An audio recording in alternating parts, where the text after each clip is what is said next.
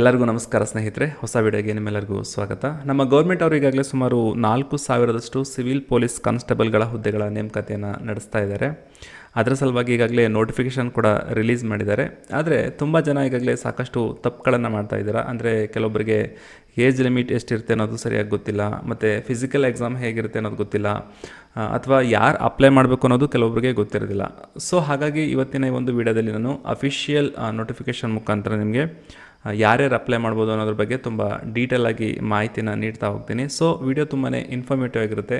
So ವಿಡಿಯೋನ ಎಲ್ಲೂ skip ಮಾಡದೆ ಪೂರ್ತಿಯಾಗಿ ನೋಡ್ತಾ ಹೋಗಿ. ಸೊ ಇವತ್ತಿನ ಈ ಒಂದು ವಿಡಿಯೋದಲ್ಲಿ ನಾನು ಸಿವಿಲ್ ಪೊಲೀಸ್ ಕಾನ್ಸ್ಟೇಬಲ್ ಹುದ್ದೆಯ ನೇಮಕಾತಿಯ ಕುರಿತಾಗಿ ಸಾಕಷ್ಟು ವಿಷಯಗಳನ್ನು ಚರ್ಚೆ ಮಾಡ್ತೀನಿ. ಅಂತಂದರೆ ನಂಬರ್ ಆಫ್ ಪೋಸ್ಟ್, ಎಷ್ಟು ಹುದ್ದೆಗಳಿಗೆ ಈ ಒಂದು ನೇಮಕಾತಿ ನಡೀತಾ ಇದೆ, ಮತ್ತು ಎಜುಕೇಷನಲ್ ಕ್ವಾಲಿಫಿಕೇಷನ್ ಅಂದರೆ ಯಾವ ವಿದ್ಯಾರ್ಹತೆಯನ್ನು ಹೊಂದಿದ್ರೆ ಈ ಒಂದು ಪೋಸ್ಟ್ಗಳಿಗೆ ನೀವು ಅಪ್ಲೈನ ಮಾಡ್ಬೋದು, ಮತ್ತು ಏಜ್ ಲಿಮಿಟ್ ಎಷ್ಟಿರುತ್ತೆ, ಮತ್ತು ಸ್ಯಾಲ್ರಿ ಎಷ್ಟು ಸಿಗುತ್ತೆ, ಮತ್ತು ಇಂಪಾರ್ಟೆಂಟ್ ಡೇಟ್ಸ್ಗಳು, ತುಂಬಾ ಮುಖ್ಯವಾದ ಡೇಟ್ಸ್ಗಳು ಯಾವುವು, ಮತ್ತು ಫೀಸ್ ಎಷ್ಟಿರುತ್ತೆ, ಎಲ್ಲಕ್ಕಿಂತ ಮುಖ್ಯವಾಗಿ ಸೆಲೆಕ್ಷನ್ ಪ್ರೋಸೆಸ್ ಯಾವ ರೀತಿ ಇರುತ್ತೆ ಅನ್ನೋದನ್ನು ಇವತ್ತಿನ ಈ ಒಂದು ವಿಡಿಯೋದಲ್ಲಿ ನಾನು ಡಿಸ್ಕಸ್ ಮಾಡ್ತಾ ಹೋಗ್ತೀನಿ. ಸೊ ಅದಕ್ಕೆ ನಾನು ಹೇಳಿದ್ದು ಈ ಒಂದು ವಿಡಿಯೋನ ಎಲ್ಲೂ ಸ್ಕಿಪ್ ಮಾಡದೆ ಪೂರ್ತಿಯಾಗಿ ನೋಡಿ ಅಂತ. ಸೊ ಈ ಒಂದು ವಿಡಿಯೋನ ಪೂರ್ತಿಯಾಗಿ ನೋಡ್ತಾ ಹೋಗಿ. ಮೊದಲನೇದಾಗಿ ನಾವು ನಂಬರ್ ಆಫ್ ಪೋಸ್ಟ್ಸ್ ಅಂದರೆ ಎಷ್ಟು ಹುದ್ದೆಗಳಿಗೆ ನೇಮಕಾತಿಯನ್ನು ನಡೆಸ್ತಾ ಇದ್ದಾರೆ ಅನ್ನೋದನ್ನು ತಿಳ್ಕೊಳ್ಳೋಣ. ಹೈದರಾಬಾದ್ ಕರ್ನಾಟಕ ಅಥವಾ ಕಲ್ಯಾಣ ಕರ್ನಾಟಕ ಅಂತ ಏನು ಕರಿತೀವಿ, ಇದಕ್ಕೆ ಸಂಬಂಧಪಟ್ಟಂತೆ ಸುಮಾರು 596 ಹುದ್ದೆಗಳಿಗೆ ನೇಮಕಾತಿಯನ್ನು ಮಾಡ್ತಾ ಇದ್ದಾರೆ. ಮತ್ತು ನಾನ್ ಹೈದರಾಬಾದ್ ಕರ್ನಾಟಕ ಅಂದರೆ ಈ ಒಂದು ಕಲ್ಯಾಣ ಕರ್ನಾಟಕವನ್ನು ಹೊರತುಪಡಿಸಿ ಉಳಿದಿರೋ ಜಿಲ್ಲೆಗಳಿಗೆ ಸುಮಾರು 3395 ಹುದ್ದೆಗಳಿಗೆ ನೇಮಕಾತಿಯನ್ನು ಮಾಡ್ತಾ ಇದ್ದಾರೆ. ಟೋಟಲ್ ಆಗಿ 3991 ಹುದ್ದೆಗಳಿಗೆ ಹತ್ತತ್ರ 4000 ಹುದ್ದೆಗಳಿಗೆ ನೇಮಕಾತಿಯನ್ನು ಮಾಡ್ತಾ ಇದ್ದಾರೆ. ಸೊ ಇವತ್ತಿನ ಈ ಒಂದು ವಿಡಿಯೋದಲ್ಲಿ ನಾವು ಪರ್ಟಿಕ್ಯುಲರ್ ಆಗಿ ನಾನ್ ಹೈದರಾಬಾದ್ ಕರ್ನಾಟಕಕ್ಕೆ ಸಂಬಂಧಪಟ್ಟಂತೆ ನಾವು ಡಿಸ್ಕಸ್ ಮಾಡ್ತಾ ಹೋಗೋಣ ಸ್ನೇಹಿತರೆ. ನೀವಿಲ್ಲಿ ಗಮನಿಸ್ಬೋದು, ಟೋಟಲ್ ಆಗಿ 3395 ಹುದ್ದೆಗಳನ್ನು ಎರಡು ರೀತಿಯಾಗಿ ಡಿವೈಡ್ ಮಾಡಿದ್ದಾರೆ. ಅದರಲ್ಲಿ ಮೊದಲನೇದು ನೇರ ನೇಮಕಾತಿ, ಮತ್ತೊಂದು ಸೇವಾ ನಿರತ ಅಭ್ಯರ್ಥಿಗಳಿಗೆ. ಅಂತಂದರೆ ಈಗಾಗಲೇ ಇನ್ ಸರ್ವಿಸಲ್ಲಿ ಇರುವಂಥ ಅಭ್ಯರ್ಥಿಗಳಿಗೆ ಈ ಒಂದು ಪೋಸ್ಟನ್ನು ಡಿವೈಡ್ ಮಾಡಿದ್ದಾರೆ. ನೇರ ನೇಮಕಾತಿಯಲ್ಲಿ ಪುರುಷರಿಗೆ ಸುಮಾರು 2266 ಹುದ್ದೆಗಳಿಗೆ ನೇಮಕಾತಿಯನ್ನು ಮಾಡ್ತಾ ಇದ್ದಾರೆ, ಮತ್ತು ಮಹಿಳೆಯರಿಗೆ ಸುಮಾರು 755 ಹುದ್ದೆಗಳಿಗೆ ನೇಮಕಾತಿಯನ್ನು ಮಾಡ್ತಾ ಇದ್ದಾರೆ. ಮತ್ತು ಸೇವಾ ನಿರತ ಅಭ್ಯರ್ಥಿಗಳಿಗೆ ಅಂದರೆ ಈಗಾಗಲೇ ಸರ್ವಿಸಲ್ಲಿ ಇರುವಂಥ ಅಭ್ಯರ್ಥಿಗಳಿಗೆ ಪುರುಷರಿಗೆ ಸುಮಾರು 257 ಹುದ್ದೆಗಳಿಗೆ ನೇಮಕಾತಿಯನ್ನು ಮಾಡ್ತಾ ಇದ್ದಾರೆ, ಮತ್ತು ಮಹಿಳೆಯರಿಗೆ ಸುಮಾರು 82 ಹುದ್ದೆಗಳಿಗೆ ನೇಮಕಾತಿಯನ್ನು ಮಾಡ್ತಾ ಇದ್ದಾರೆ. ಅಷ್ಟೇ ಅಲ್ಲದೆ ಈ ಸಲ ತೃತೀಯ ಲಿಂಗ ಅಥವಾ ಟ್ರಾನ್ಸ್ಜೆಂಡರ್ ಅಂತ ಏನು ಕರಿತೀವಿ, ಇವರಿಗೆ ಸುಮಾರು 35 ಹುದ್ದೆಗಳಿಗೆ ನೇಮಕಾತಿಯನ್ನು ಮಾಡ್ತಾ ಇದ್ದಾರೆ. ಹೀಗೆ ಒಟ್ಟು ಟೋಟಲ್ ಆಗಿ ಸುಮಾರು 3395 ಹುದ್ದೆಗಳಿಗೆ ಈ ಸಲ ನೇಮಕಾತಿಯನ್ನು ನಡೆಸ್ತಾ ಇದ್ದಾರೆ. ಸಾಕಷ್ಟು ವರ್ಷಗಳಿಂದ ಎಲ್ಲರೂ ಕಾಯ್ತಾ ಇದ್ದರು. ಸೊ ಇವತ್ತಿನ ಈ ಒಂದು ಅಪರ್ಚುನಿಟಿನ ಯಾರು ಕೂಡ ಮಿಸ್ ಮಾಡ್ಕೋಬೇಡಿ. ಸೊ ಎಲ್ಲರೂ ಮಿಸ್ ಮಾಡದೆ ಅರ್ಜಿನ ಸಲ್ಲಿಸೋದನ್ನು ಮರಿಬೇಡಿ. ನೆಕ್ಸ್ಟ್ ಈಗ ನಾವು ಎಜುಕೇಷನಲ್ ಕ್ವಾಲಿಫಿಕೇಷನ್ ಅಂದರೆ ವಿದ್ಯಾರ್ಹತೆ ಏನು ಕೇಳಿದ್ದಾರೆ ಅನ್ನೋದನ್ನು ತಿಳ್ಕೊಳ್ಳೋಣ. ಮೇಯ್ನಾಗಿ ಇದಕ್ಕೆ ಸೆಕೆಂಡ್ PUC ಕ್ವಾಲಿಫಿಕೇಷನ್ ಆಗಿ ಕೇಳಿದ್ದಾರೆ. ಅಂದರೆ 12th ಸ್ಟ್ಯಾಂಡರ್ಡ್ ಅಂತ ಏನು ಕರಿತೀವಿ, ಇದನ್ನು ಕ್ವಾಲಿಫಿಕೇಷನಾಗಿ ಕೇಳಿದ್ದಾರೆ. ನೀವು ಇದನ್ನು ಯಾವುದೇ ಬೋರ್ಡಲ್ಲಾದರೂ ಪಾಸ್ ಮಾಡಿರ್ಬೋದು, ಅದು ಸ್ಟೇಟ್ ಬೋರ್ಡ್ ಆದರೂ ಆಗಿರಲಿ, ಅಥವಾ CBSE ಬೋರ್ಡ್ ಆದರೂ ಆಗಿರಲಿ, ಅಥವಾ ಯಾವುದಾದ್ರೂ ಆಗಿರಲಿ, ಒಟ್ಟಿನಲ್ಲಿ ನೀವು ಸೆಕೆಂಡ್ PUC ಪಾಸ್ ಆಗಿದ್ದರೆ ನೀವು ಅರ್ಜಿಯನ್ನು ಸಲ್ಲಿಸೋದಕ್ಕೆ ಅರ್ಹರಾಗಿರ್ತೀರ.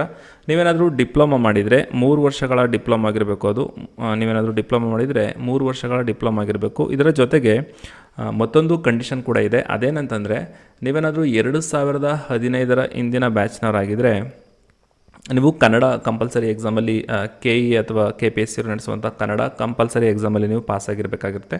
ಅಥವಾ ನೀವೇನಾದರೂ ITA ಮೇಲೆ ಅಪ್ಲೈ ಮಾಡ್ತೀನಿ ಅನ್ನೋದಾದರೆ ಅದಕ್ಕೂ ಕೂಡ ಒಂದು ಕಂಡೀಷನನ್ನು ಇಟ್ಟಿದ್ದಾರೆ. ಅದೇನಂತಂದರೆ NIOS ಅವರ ಲ್ಯಾಂಗ್ವೇಜ್ ಕೋರ್ಸಲ್ಲಿ ನೀವು ಪಾಸ್ ಆಗಿರಬೇಕು. ಅಂತಂದರೆ national institute of open schooling ಅವ್ರು ನಡೆಸುವಂಥ ಯಾವುದಾದ್ರೂ ಒಂದು ಭಾಷಾ ಪರೀಕ್ಷೆಯಲ್ಲಿ ನೀವು ಪಾಸ್ ಆಗಿದ್ದರೆ ಮಾತ್ರ ನಿಮಗೆ ಈ ಒಂದು ಪೊಲೀಸ್ ಕಾನ್ಸ್ಟೇಬಲ್ ಹುದ್ದೆಗಳಿಗೆ ಅರ್ಜಿಯನ್ನು ಸಲ್ಲಿಸೋದಕ್ಕೆ ನೀವು ಅರ್ಹರಾಗಿರ್ತೀರ.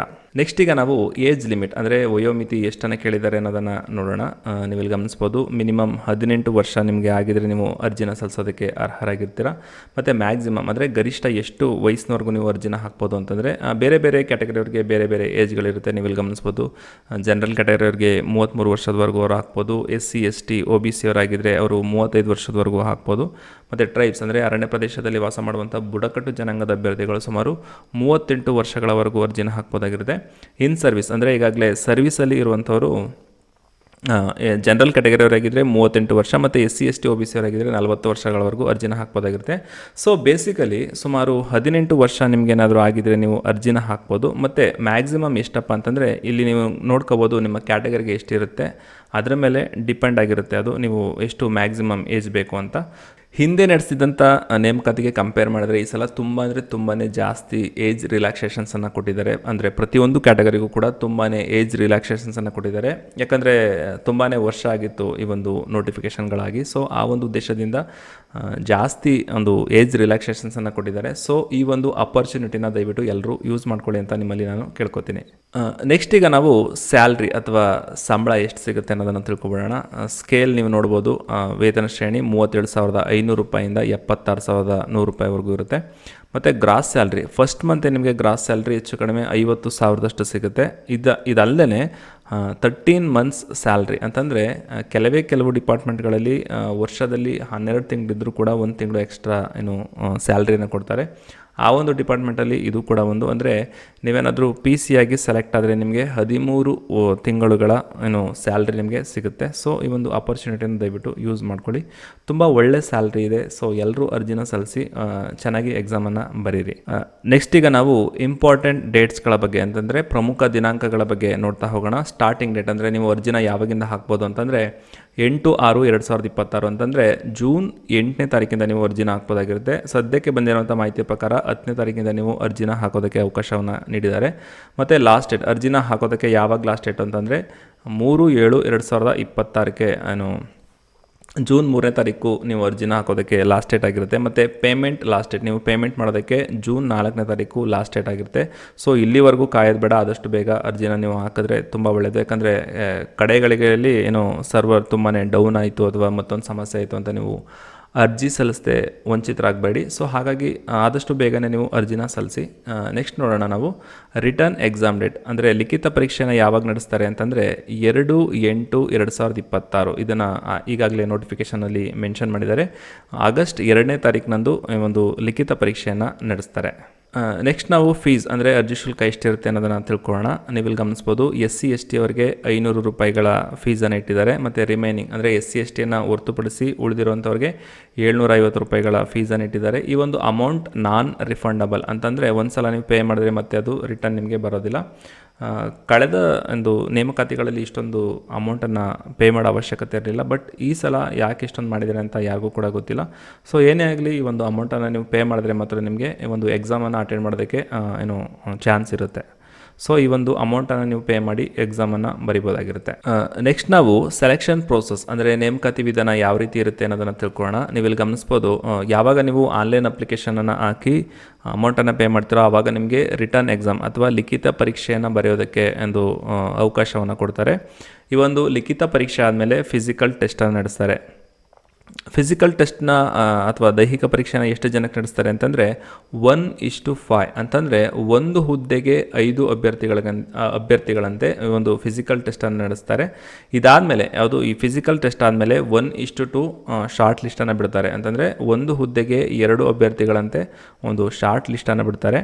ಈ ಒಂದು ಲಿಸ್ಟಲ್ಲಿ ಬರುವಂಥ ಅಭ್ಯರ್ಥಿಗಳು ನೆಕ್ಸ್ಟ್ ಯಾವ ಹಂತಕ್ಕೆ ಹೋಗ್ತಾರೆ ಅಂತಂದರೆ ಮೆಡಿಕಲ್ ಟೆಸ್ಟ್ ಮತ್ತು ಡಾಕ್ಯುಮೆಂಟ್ ವೆರಿಫಿಕೇಷನ್ಗೆ ಹೋಗ್ತಾರೆ. ಮೆಡಿಕಲ್ ಟೆಸ್ಟ್ ಮತ್ತು ಡಾಕ್ಯುಮೆಂಟ್ ವೆರಿಫಿಕೇಷನ್ಗೆ ಈ ಒಂದು 1:2 ಶಾರ್ಟ್ ಲಿಸ್ಟಲ್ಲಿ ಬರುವಂಥ ಅಭ್ಯರ್ಥಿಗಳು ಈ ಒಂದು ಮೆಡಿಕಲ್ ಟೆಸ್ಟ್ ಮತ್ತು ಡಾಕ್ಯುಮೆಂಟ್ ವೆರಿಫಿಕೇಷನ್ಗೆ ಹೋಗ್ತಾರೆ. ಇದಾದಮೇಲೆ ಇದರಲ್ಲಿ ನೆಕ್ಸ್ಟ್ ಏನು ಮಾಡ್ತಾರೆ ಅಂದರೆ 1:1 ಅನ್ನುವಂಥ ಒಂದು ಫೈನಲ್ ಲಿಸ್ಟನ್ನು ರೆಡಿ ಮಾಡ್ತಾರೆ. ಈ ಒಂದು 1:1 ಫೈನಲ್ ಲಿಸ್ಟನ್ನು ರೆಡಿ ಮಾಡಿ ಆ ಲಿಸ್ಟಲ್ಲಿ ನಿಮ್ಮ ಹೆಸರು ಏನಾದರೂ ಇದ್ದರೆ ಒಂದು 1:1 ಅನ್ನುವಂಥ ಲಿಸ್ಟಲ್ಲಿ ನಿಮ್ಮ ಹೆಸರು ಇದ್ದರೆ ನೀವು 100% ನೀವು ಸೆಲೆಕ್ಟ್ ಆಗಿದ್ದೀರಿ ಅಂತ ಅರ್ಥ. ಮತ್ತು ಈ ಒಂದು 1:1 ಲಿಸ್ಟಲ್ಲಿ ಬರುವಂಥ ಅಭ್ಯರ್ಥಿಗಳನ್ನು ಜಾಯಿನ್ ಮಾಡಿಕೊಂಡು ಅವರಿಗೆ ಟ್ರೈನಿಂಗನ್ನು ಕೊಡುವಂಥ ಕೆಲಸವನ್ನು ಈ ಒಂದು ಪೊಲೀಸ್ ಇಲಾಖೆ ಮಾಡುತ್ತೆ. ನೆಕ್ಸ್ಟ್ ನಾವು ರಿಟರ್ನ್ ಎಕ್ಸಾಮ್ ಅಂತಂದರೆ ಲಿಖಿತ ಪರೀಕ್ಷೆ ಯಾವ ರೀತಿಯಾಗಿ ಇರುತ್ತೆ ಅನ್ನೋದನ್ನು ತಿಳ್ಕೊಳ್ಳೋಣ. ಈ ಒಂದು ಲಿಖಿತ ಪರೀಕ್ಷೆನ ಸುಮಾರು 100 ಮಾರ್ಕ್ಸ್ಗೆ ಈ ಒಂದು ಲಿಖಿತ ಪರೀಕ್ಷೆಯನ್ನು ನಡೆಸ್ತಾರೆ. ಡ್ಯೂರೇಷನ್ ಅಂದರೆ ಎಷ್ಟು ಸಮಯವನ್ನು ಕೊಟ್ಟಿರ್ತಾರೆ ಅಂತಂದರೆ 90 ಮಿನಿಟ್ಸ್ ಅಥವಾ 1.5 ಗಂಟೆವರೆಗೂ ನೀವು ಎಕ್ಸಾಮನ್ನು ಬರಿಬೋದಾಗಿರುತ್ತೆ. ಮತ್ತು ಈ ಒಂದು ಎಕ್ಸಾಮಲ್ಲಿ ನಿಮಗೆ ನೆಗೆಟಿವ್ ಮಾರ್ಕ್ಸ್ ಕೂಡ ಇರುತ್ತೆ. ಅಂತಂದರೆ ನೀವೇನಾದರೂ ತಪ್ಪಾಗಿ ಆನ್ಸರನ್ನು ಬರೆದರೆ ನಿಮಗೆ 0.25 ಅಂಕವನ್ನು ಡಿಡಕ್ಟ್ ಮಾಡ್ತಾರೆ. ಮತ್ತು ಈ ಒಂದು ಎಕ್ಸಾಮಲ್ಲಿ ನಿಮಗೆ 5th ಆಪ್ಷನ್ಸ್ ಕೂಡ ಇರುತ್ತೆ. ಅಂತಂದರೆ ನಿಮಗೇನಾದರೂ ಉತ್ತರ ಗೊತ್ತಿಲ್ಲ ಅಂತಂದರೆ ನೀವು 5th ಆಪ್ಷನ್ಗೆ ಮಾರ್ಕ್ ಮಾಡಬೇಕಾಗಿರುತ್ತೆ. ಅಕಸ್ಮಾತ್ ನೀವು ಮಾರ್ಕ್ ಮಾಡಲಿಲ್ಲ ಅಂತಂದರೆ ಅದಕ್ಕೂ ಕೂಡ ನಿಮಗೆ ನೆಗೆಟಿವ್ ಮಾರ್ಕ್ಸ್ ಸಿಗುತ್ತೆ. ಸೊ ಹಾಗಾಗಿ ನಿಮಗೇನಾದರೂ ಉತ್ತರ ಗೊತ್ತಾಗಲಿಲ್ಲ ಅಂತಂದರೆ ದಯವಿಟ್ಟು 5th ಆಪ್ಷನ್ಗೆ ನೀವು ಮಾರ್ಕ್ ಮಾಡೋದನ್ನು ದಯವಿಟ್ಟು ಮರಿಬೇಡಿ. ನಾನು ಮೊದಲೇ ಹೇಳಿದಾಗೆ ರಿಟರ್ನ್ ಎಕ್ಸಾಮ್ ಆಗಸ್ಟ್ 2ನೇ ತಾರೀಕು ಇರುತ್ತೆ ಅಂತ ಈಗಾಗಲೇ ನೋಟಿಫಿಕೇಷನಲ್ಲಿದೆ. ಸೊ ಈ ಒಂದು ಎಕ್ಸಾಮ್ ಆಗಸ್ಟ್ 2ನೇ ತಾರೀಕು ನಿಮಗೆ ನಡೆಯುತ್ತೆ. ಸಿಲಬಸ್ ಏನು ಅನ್ನೋದನ್ನು ಈಗ ನಾವು ಸ್ವಲ್ಪ ತಿಳ್ಕೊಳ್ಳೋಣ. ಈ ಒಂದು ಲಿಖಿತ ಪರೀಕ್ಷೆಗೆ ಸಂಬಂಧಪಟ್ಟಂತೆ ಯಾವ ರೀತಿಯ ಸಿಲಬಸ್ ಇರುತ್ತೆ ಅನ್ನೋದನ್ನು ಈಗ ನಾವು ಸ್ವಲ್ಪ ಡೀಟೇಲಾಗಿ ತಿಳ್ಕೊಳ್ಳೋಣ. ಮೊದಲಿಗೆ ಸೈನ್ಸ್ ಅಥವಾ ವಿಜ್ಞಾನದ ಕುರಿತಾಗಿ ಕ್ವೆಶನ್ಸ್ಗಳನ್ನ ಕೇಳ್ತಾರೆ. ನಂತರ ಜಿಯೋಗ್ರಫಿ ಅಥವಾ ಭೂಗೋಳಕ್ಕೆ ಸಂಬಂಧಪಟ್ಟಂತೆ ಕ್ವೆಶನ್ಸ್ಗಳಿರುತ್ತೆ. ಮತ್ತು ಹಿಸ್ಟ್ರಿ ಅಥವಾ ಇತಿಹಾಸಕ್ಕೆ ಸಂಬಂಧಪಟ್ಟಂತೆ ಮತ್ತು ಇಂಡಿಯನ್ ಕಾನ್ಸ್ಟಿಟ್ಯೂಷನ್ ಅಥವಾ ಭಾರತದ ಸಂವಿಧಾನ ಕುರಿತಾಗಿ ಕ್ವೆಶನ್ಸ್ಗಳಿರುತ್ತೆ. ಇಂಡಿಯನ್ ನ್ಯಾಷನಲ್ ಮೂಮೆಂಟ್ಸ್ ಅಥವಾ ರಾಷ್ಟ್ರೀಯ ಸ್ವಾತಂತ್ರ್ಯ ಚಳವಳಿಯ ಕುರಿತಾಗಿ ಕ್ವೆಶನ್ಸ್ಗಳಿರುತ್ತೆ. ಮತ್ತು ಮೆಂಟಲ್ ಅಬಿಲಿಟಿ ಮಾನಸಿಕ ಸಾಮರ್ಥ್ಯದ ಕುರಿತಾಗಿ ಕ್ವೆಶನ್ಸ್ಗಳಿರುತ್ತೆ. ಇದಲ್ಲದೆ ಮೋರಲ್ ಎಜುಕೇಷನ್ ಅಂದರೆ ನೈತಿಕ ಶಿಕ್ಷಣದ ಕುರಿತಾಗಿ ಒಂದು ಕ್ವೆಶನ್ಸ್ಗಳನ್ನು ಕೇಳ್ತಾರೆ. ಸೊ ಬೇಸಿಕಲಿ ಇದಲ್ಲದೆ ಪ್ರಚಲಿತ ಘಟನೆಗಳ ಬಗ್ಗೆ ಕೂಡ ಮತ್ತು ಎಕನಾಮಿಕ್ಸ್ ಬಗ್ಗೆ ಕೂಡ ಕ್ವೆಶನ್ಸ್ಗಳನ್ನು ಕೇಳೋ ಸಾಧ್ಯತೆ ಇರುತ್ತೆ. ಸೊ ಸದ್ಯಕ್ಕೆ ನೀವು ಇಷ್ಟು ಒಂದು ಸಿಲಬಸನ್ನು ನೋಟಿಫಿಕೇಷನಲ್ಲಿ ಕೊಟ್ಟಿರುವಂಥ ಈ ಒಂದು ಸಿಲಬಸನ್ನು ನೀಟಾಗಿ ಓದ್ಕೊಂಡ್ರೆ ನೀವು ಈ ಒಂದು ಎಕ್ಸಾಮನ್ನು ಆರಾಮಾಗಿ ಪಾಸ್ ಮಾಡ್ಬೋದಾಗಿರುತ್ತೆ. ನೆಕ್ಸ್ಟ್ ನಾವು ಫಿಸಿಕಲ್ ಎಕ್ಸಾಮ್ ಹೇಗಿರುತ್ತೆ ಅಂದರೆ ದೈಹಿಕ ಪರೀಕ್ಷೆ ಯಾವ ರೀತಿ ಇರುತ್ತೆ ಅನ್ನೋದನ್ನು ತಿಳ್ಕೊಳ್ಳೋಣ. ಇದರಲ್ಲಿ ಮೇನಾಗಿ 2 ರೀತಿಯ ಟೆಸ್ಟ್ಗಳಿರುತ್ತೆ. ಮೊದಲನೇದು ಫಿಸಿಕಲ್ ಸ್ಟ್ಯಾಂಡರ್ಡ್ ಟೆಸ್ಟ್, ಮತ್ತೊಂದು ಎಂಡೋರೆನ್ಸ್ ಟೆಸ್ಟ್ ಅಂತ. ಕನ್ನಡದಲ್ಲಿ ಇದಕ್ಕೆ ದೇಹದಾರ್ಢ್ಯತೆ ಪರೀಕ್ಷೆ ಮತ್ತು ಸಹಿಷ್ಣುತೆ ಪರೀಕ್ಷೆ ಅಂತ ಕರೀತಾರೆ, ಅಥವಾ ಇದನ್ನು ತಾಳ್ವಿಕೆ ಪರೀಕ್ಷೆ ಅಂತ ಕೂಡ ಕರೀತಾರೆ. ಇವುಗಳ ಬಗ್ಗೆ ಇನ್ನಷ್ಟು ಮಾಹಿತಿಯನ್ನು ಈಗ ನಾವು ತಿಳ್ಕೊಳ್ತಾ ಹೋಗೋಣ. ಮೊದಲಿಗೆ ನಾವು PST ಅಂದರೆ ಫಿಸಿಕಲ್ ಸ್ಟ್ಯಾಂಡರ್ಡ್ ಟೆಸ್ಟ್ ಅಥವಾ ದೇಹದಾರ್ಢ್ಯತೆ ಪರೀಕ್ಷೆಯಲ್ಲಿ ಏನೇನೆಲ್ಲ ಪರೀಕ್ಷೆ ಮಾಡ್ತಾರೆ ಅನ್ನೋದನ್ನು ತಿಳ್ಕೊಳ್ಳೋಣ. ಮೆನ್ ಅಂದರೆ ಪುರುಷರಿಗೆ ಹೈಟನ್ನು ಚೆಕ್ ಮಾಡ್ತಾರೆ. ಅವರ ಹೈಟು 168 ಸೆಂಟಿಮೀಟರ್ ಇರಬೇಕಾಗಿರುತ್ತೆ. ಮತ್ತು ಅವರ ಚೆಸ್ಟ್ ಅಂದರೆ ಅವರ ಎದೆಯ ಸುತ್ತಳತೆ ಸುಮಾರು 86 ಸೆಂಟಿಮೀಟರ್, ಅದು ಎಕ್ಸ್ಪ್ಯಾಂಡ್ ಮಾಡಿದಾಗ 86 ಸೆಂಟಿಮೀಟರ್ ಇರಬೇಕಾಗಿರುತ್ತೆ. ಮತ್ತು ಮಹಿಳೆಯರಿಗೆ ಹೈಟು 157 ಸೆಂಟಿಮೀಟರ್ ಇರಬೇಕಾಗಿರುತ್ತೆ. ಮತ್ತು ವೆಯ್ಟು ಮಿನಿಮಮ್ 45 kg ಇರಬೇಕಾಗಿರುತ್ತೆ. ಇಷ್ಟು ಕ್ರೈಟೀರಿಯಾನ ಪಾಸ್ ಮಾಡಿದ್ರೆ ನೀವು ಈ ಒಂದು PST ಅಥವಾ ಫಿಸಿಕಲ್ ಸ್ಟ್ಯಾಂಡರ್ಡ್ ಟೆಸ್ಟಲ್ಲಿ ನೀವು ಪಾಸ್ ಆಗ್ತೀರಾ. ಟ್ರೈಬ್ಸ್ ಅಂತಂದರೆ ಬುಡಕಟ್ಟು ಅಭ್ಯರ್ಥಿಗಳಿಗೆ ಮೆನ್ಗೆ ಹೈಟು 155 ಸೆಂಟಿಮೀಟರ್ ಇರಬೇಕಾಗಿರುತ್ತೆ. ಮತ್ತು ಚೆಸ್ಟು 75 ಸೆಂಟಿಮೀಟರ್ ಎಕ್ಸ್ಪ್ಯಾಂಡ್ ಮಾಡಿದಾಗ ಇರಬೇಕಾಗಿರುತ್ತೆ. ಮತ್ತು ವುಮೆನ್ ಅಂತಂದರೆ ಮಹಿಳೆಯರಿಗೆ ಹೈಟು 150 ಸೆಂಟಿಮೀಟರ್ ಇದ್ದರೆ ಸಾಕಾಗುತ್ತೆ. ಇಷ್ಟು ಇದ್ದರೆ ಅವರು ಈ ಒಂದು PST ಅಂದರೆ ಫಿಸಿಕಲ್ ಸ್ಟ್ಯಾಂಡರ್ಡ್ ಟೆಸ್ಟಲ್ಲಿ ಪಾಸ್ ಆಗ್ಬೋದು. ನೆಕ್ಸ್ಟ್ ನಾವು ಫಿಸಿಕಲ್ ಎಂಡೋರೆನ್ಸ್ ಟೆಸ್ಟ್ ಅಂತಂದರೆ ಸಹಿಷ್ಣುತೆ ಪರೀಕ್ಷೆ ಅಥವಾ ತಾಳ್ವಿಕೆ ಪರೀಕ್ಷೆ ಬಗ್ಗೆ ತಿಳ್ಕೊಳ್ಳೋಣ. ಇದರಲ್ಲಿ ಸಾಮಾನ್ಯವಾಗಿ ಸ್ಪೋರ್ಟ್ಸ್ ಇರುತ್ತೆ.